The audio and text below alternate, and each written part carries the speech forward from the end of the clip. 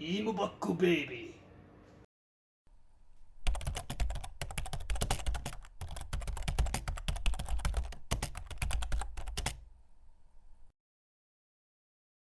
Imubaku baby. Okay, just to pick up from where we left off. Put my valve cover over there, paint's drying. In the meantime, I'm gonna get started on this next video, which would be the Weber install. So here I've got the kit kind of laid out, got the instructions. I'm gonna have to give those a thorough reading.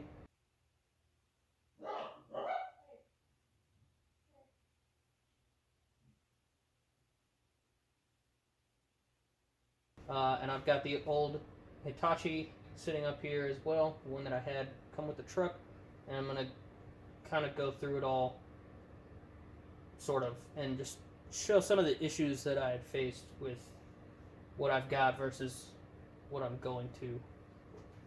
So, the Hitachi carburetor that came on the truck whenever I got it was pretty dingy. I actually cleaned it up after I bought the truck, and it's just it's a lot. Like, I don't know if you can, if you just look at all the pieces on this thing, it's pretty complex. As far as I could tell, the electronic choke was only half working. It would only kind of open up to there. I don't know if it's because the wire that was run to it was too small a gauge, but I doubt it. So wasn't sure what was going on with that. I had a high idle issue, which I'm hoping to clear up with this replacement as well. The truck would just sit happily around 1,000, 1,200 RPM at idle, but that doesn't make me happy. But the truck was steady. If I tried to crank it down any lower, it just sounded like it was being choked out. Yeah, kind of like that. Saliva. But I took a look at references for the linkage and everything, and I noticed that this was the way that this was set up whenever I took it off of the truck. I put it back the same way because I had reference photos, but the secondary barrel I had put back together probably the wrong way. But it just, like I said, references from before I took it apart showed me how it was, so I just threw it back that way. So it's pretty plain to see that somebody had been in this thing. And I was not a fan of that. So I just thought, fresh start was the way to go. Okay. I think the first thing to do is pull the old studs because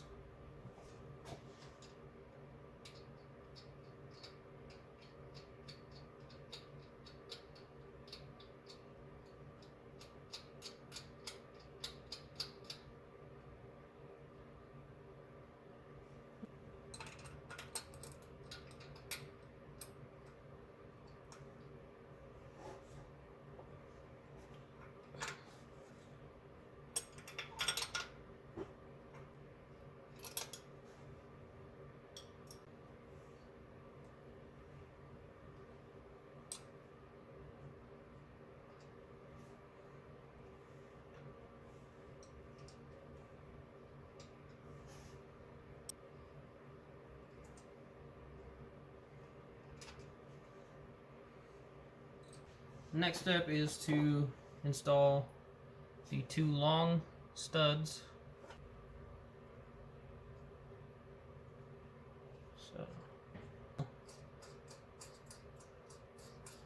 So we're just going to cinch these down.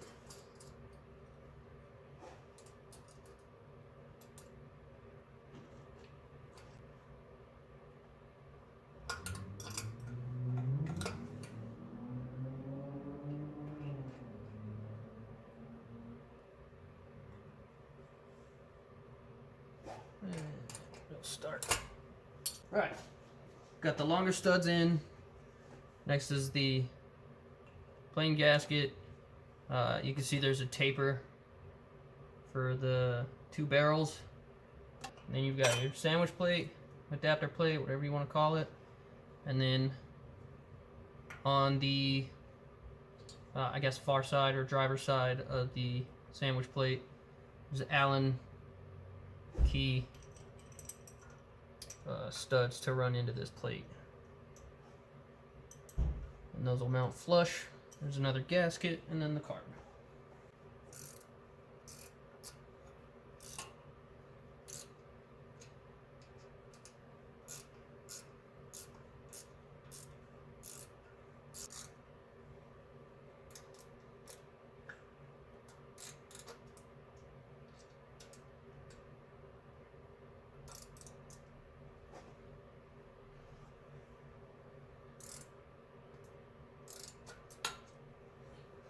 Now you've got two shorter studs, it's all thread.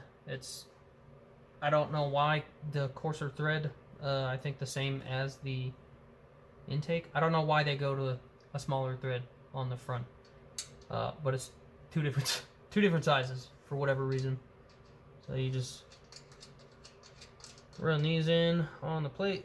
A closer look here. You can see a bit of the gasket sticking out below, but just right here, there is just a bit of a lip on the intake manifold side. Probably consider porting that section. It may be hard to see on camera, but this sandwich plate does have a bevel that leans into the intake. So that's obviously, you can already tell it opens up to a bigger size on the carburetor. So this should be a bit of an improvement on the performance of it anyway. But there, like I said, there's an opportunity for porting right there just to kind of clean up that seam there. I'll probably do that at a later date. I just need to get this going. But next would be the top gasket, which these will only fit really one way because the studs vary, so you can't really mix those up. But again, it does have a taper to one side, so you know, put it on right. Ta-da! Now, let's grab this fat Johnny, and we'll see how she goes.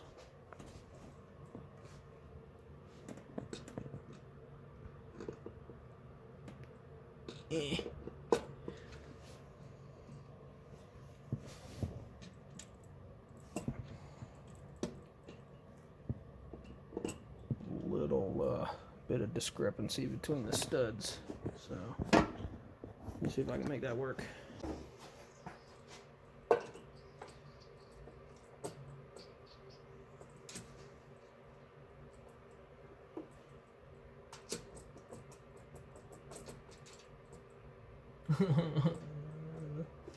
Whip!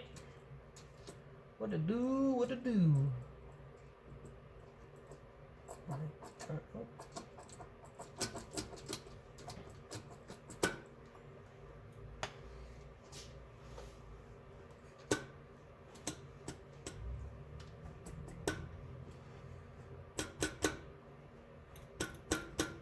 Let's just consider it a tight fit.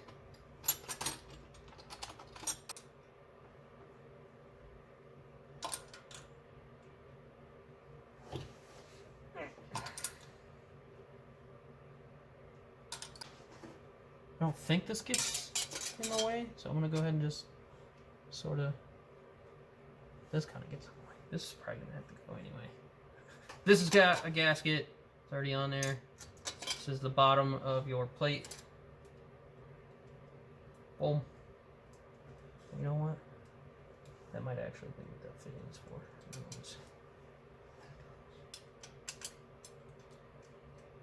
You remember how I said I was gonna read the instructions? I didn't really do that yet. I just figured this out from opening it and playing around with it because I was excited. It was like Christmas all over again. Look at all these shiny bits.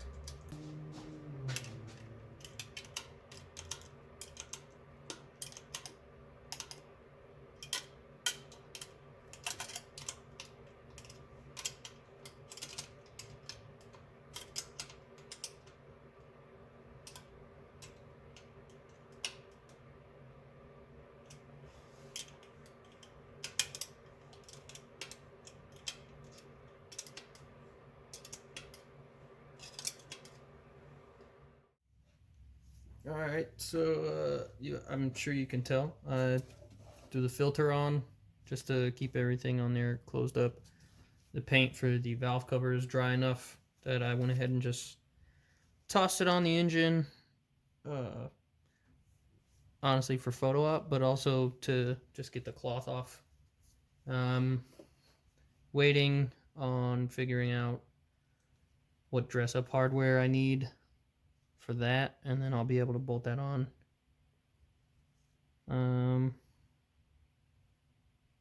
So my next step is I at least know how to throw the linkage together. It comes with brackets, pretty self-explanatory. There's one bracket for the linkage return spring, which mounts to that stud there. So I just have to back that back off and throw this on real quick.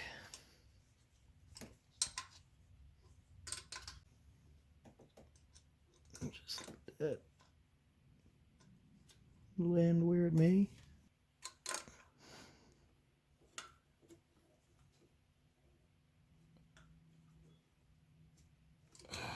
There's that. And I don't have a spring in my kit provided, so I grabbed one of the ones I have spare for the Hitachi. I'm just going to break down the current throttle cable bracket because there's a replacement in the kit. There's the bracket in the kit. So the throttle linkage is in a little different position, so makes sense.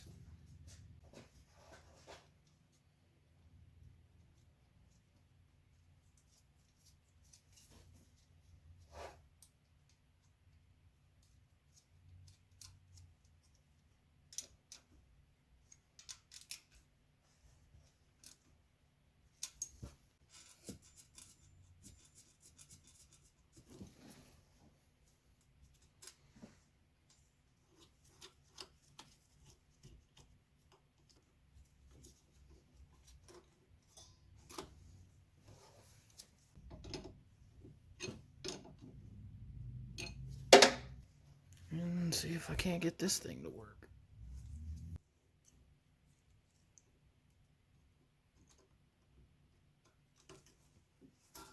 Ta-da!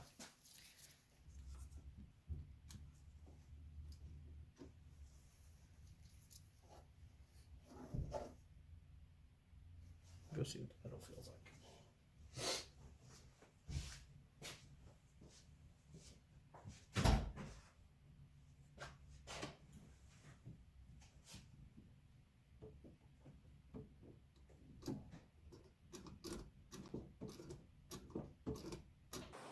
I said, hold up, wait a minute, something ain't right. Because then I start to taste them. I say, and then I start to smell them. So it's like a smell like, tastes like other. So I knew something was wrong.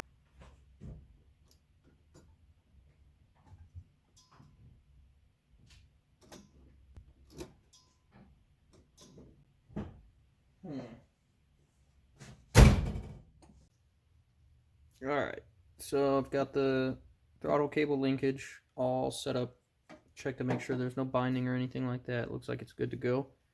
Now I'm working on assembling the fuel line. You can see just in here, this is my fuel feed coming up through the manifold as it does. And I had to finagle mine a little bit so it wasn't resting right on the carburetor. But just a little pushing around, and she seems pretty pleased with where she's at now. The hose fits on and it's not in contact with anything, and it's relatively sturdy. I don't see a better way of having this fuel line transition to the Weber's inlet, so I am going to have it looped for now, like so. I don't imagine it's going to cause any issues, but should it, this will probably be the first thing that I come to see if I can't find a better alternative. But for now, we're just going to run it like this and see if we can't get away with it.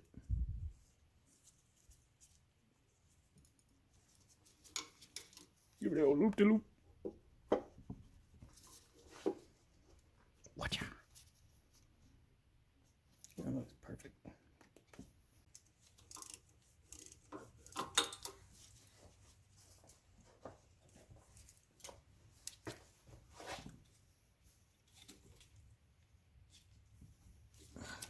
Cool.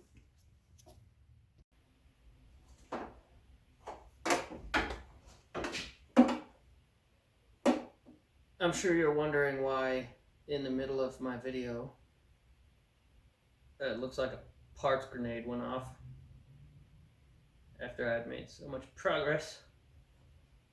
But let me show you.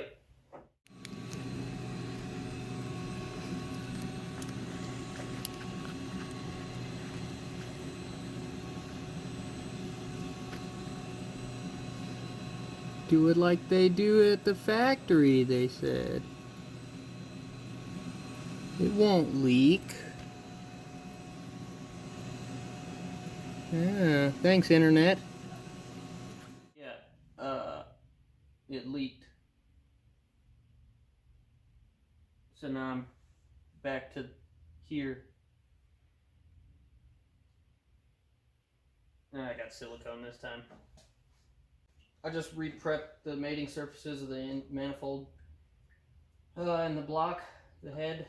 I'm just going to apply silicone to the gasket that I purchased anyway and throw it back together. I'm sure it'll be fine. Should have just went silicone to begin with on the gasket, but hindsight's 2020. So I'm not even going to record throwing this back together. I didn't even record tearing it down.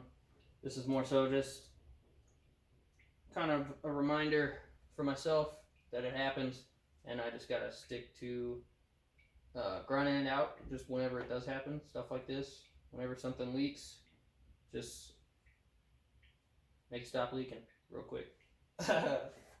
And just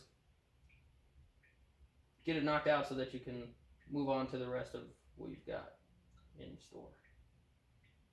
So I'm just gonna spin this back together and get back to work on the carb.